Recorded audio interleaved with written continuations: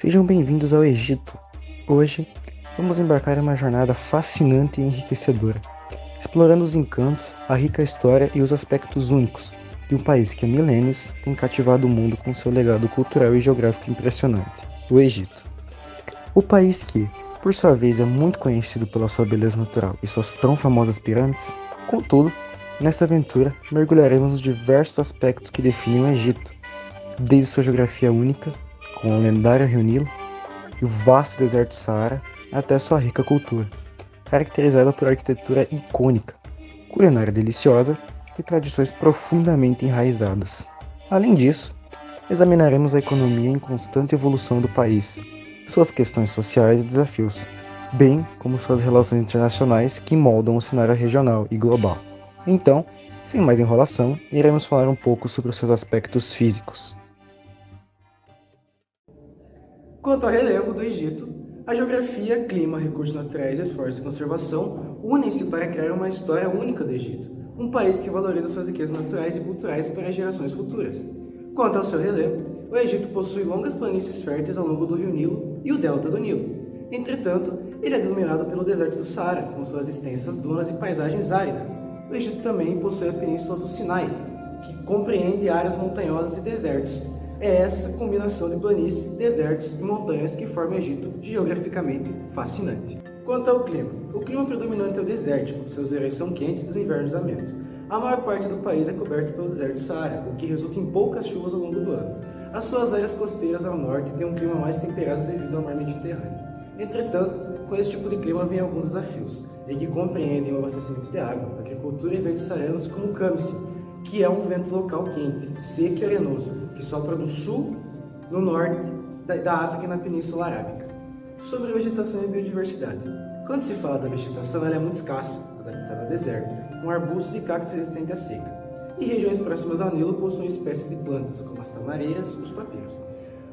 Sua biodiversidade limitada compreende as seguintes espécies: gazelas, antílopes, fênix, lagartos e, em áreas costeiras do Mar Vermelho, recifes de corais e diversidade de peixes.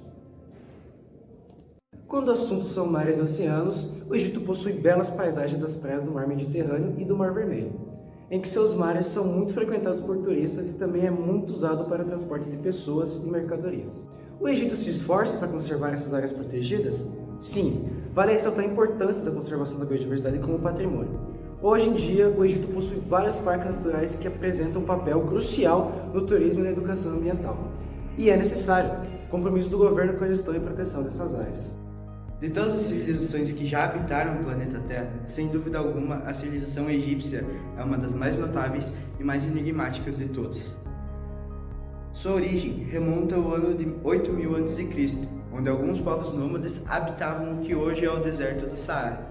Porém, lá pelo ano 6000 a.C., alguns desastres climáticos tornaram o Saara um deserto. Então esses povos nômades migraram para o delta do Rio Nilo, e lá se tornaram um povo sedentário e originaram o que hoje é a civilização egípcia. Após a sedentarização deste povo, a sociedade egípcia se dividiu em duas. Uma habitava o delta do Rio Nilo, mais ao norte, chamada de Alto Egito, e outra habitava o vale do Rio Nilo, mais ao sul, que era chamada de Baixo Egito. Por volta do ano de 3100 a.C., o faraó Narmer, que comandava o Alto Egito, iniciou uma investida contra o Baixo Egito e unificou essas duas sociedades. Foi o início do Império Egípcio. A partir daí, foi a primeira dinastia das 31 seguintes que governaram o Egito. Ele criou a cidade de Mênfis, que durante muito tempo foi a capital do Egito. Com o término do governo de Narmer, no ano de 2686 a.C., começa a fase que chamamos de Antigo Império, também chamada de Era das Pirâmides. Afinal, foi o período onde foram construídas as grandes pirâmides e as mais famosas de todas as pirâmides de Gizé, Kefren, Quéops e Miquerinos. Durante esta época, foi desenvolvida a escrita de hieróglifos, que foi muito importante tanto para o desenvolvimento da religião deles, como outros desenvolvimentos de suas tecnologias. Aliás, a religião desempenhava um papel muito importante, principalmente na crença após a vida das pessoas, que foi aí onde surgiu a prática da mumificação de corpos. A maioria das múmias que encontramos hoje em dia é datada deste período, de 2686 a.C. até o ano de 2181. A segunda fase do Império Egípcio é chamada de Médio Império. Ela se inicia no ano de 2055 a.C. Nesse período, a capital mudou de Mênfis para Tebas e o Império Egípcio começou a manter relações com outros povos da região. A arte começou a ser muito praticada e o faraó se aproximou mais do seu povo. O Império é um período que inicia no ano de 1550 e se destaca pelas grandes expansões e grandes conquistas territoriais feitas pelos faraós. Nesse período foi que governou a Cleópatra, uma das mais famosas faraós de todos os tempos. Uma curiosidade é que eles acreditavam que os faraós tinham descendência divina de Horus. Então, para eles pouco importava se o governante iria ser um homem ou uma mulher, bastava ter esta conexão de sangue com o deus Horus. O Tati, ou dança de bastão egípcia, é uma dança que tem cunho religioso, mas também é realizada em casamentos, festivais, festas e apresentada a turistas. Ela é uma dança que originalmente era dançada com espadas. Afinal, era uma forma de treinamento para os guerreiros egípcios. Ela é uma dança que hoje tenta remontar e demonstrar toda a braveza e força que os antigos guerreiros egípcios tinham. Porém, com o avançar do tempo, ela passou a ser praticada com bastões de bambu e ser apresentada a todo mundo. Afinal, ela representa um pouco da história e da cultura do que foi o antigo Império Egípcio.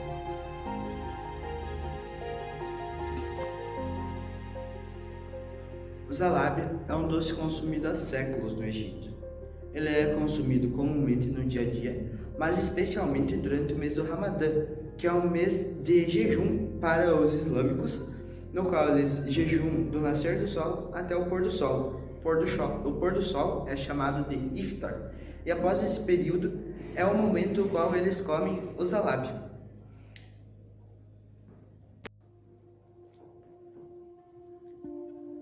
O fumedames é um prato que é comido muito comumente no dia a dia lá no Egito. Ele é como se fosse o nosso feijão com arroz. Ele é comido tanto no café da manhã como no almoço. E ele tem uma origem muito antiga. E antigamente era um alimento exclusivo para os faraós. Mas ao passar do tempo, ele foi se tornando cada vez mais comum e hoje é a comida típica, é o prato típico do país.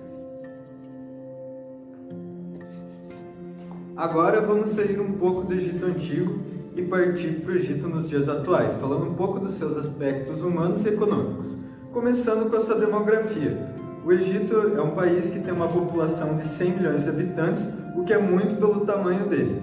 A população é mais concentrada às margens do rio Nilo e tem grandes cidades como o Cairo.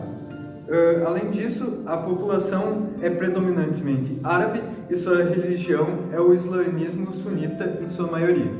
Agora falando dos problemas sociais do Egito. Ele apresenta muitos problemas quanto à desigualdade social, em que as áreas urbanas apresentam uma melhor qualidade em infraestrutura, enquanto as áreas rurais geralmente têm uma pior infraestrutura e piores oportunidades. Além disso, ele também tem um grande problema com o desemprego, em que muitos jovens, muitas vezes pela falta do que ter, por tudo ser muito formal ou meio difícil, eles acabam indo para o exterior. Além disso, pelo fato da elevada população, fica mais difícil quanto ao emprego. Bom, a cultura do Egito é muito abrangente. Sua existência se dá há muitos milênios antes de Cristo, e por isso ele possui música própria, dança e artesanato. Além disso, a sua língua oficial é o árabe e a sua religião, como eu já falei, é o Islã. E ele possui vários festivais islâmicos e o deles que é mais conhecido é o Ramadã, que é uma das celebrações culturais muito importantes para eles. Bom, agora vamos falar um pouco da sua economia. A economia do Egito é muito diversa e para falar dela a gente tem que voltar um pouco para a geografia, em que os recursos que a gente possui partem de hídricos, minerais, solar e agrícola.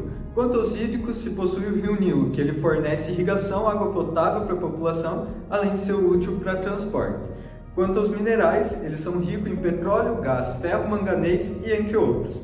Quanto a solar, tem grande investimento em energia solar e recursos agrícolas, possui arroz, milho, trigo, cana-de-açúcar, entre outros.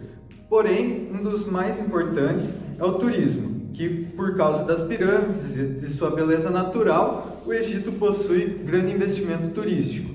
E tudo isso faz com que o Egito seja um dos países mais ricos da África, com seu PIB chegando a cerca de 360 bilhões de dólares.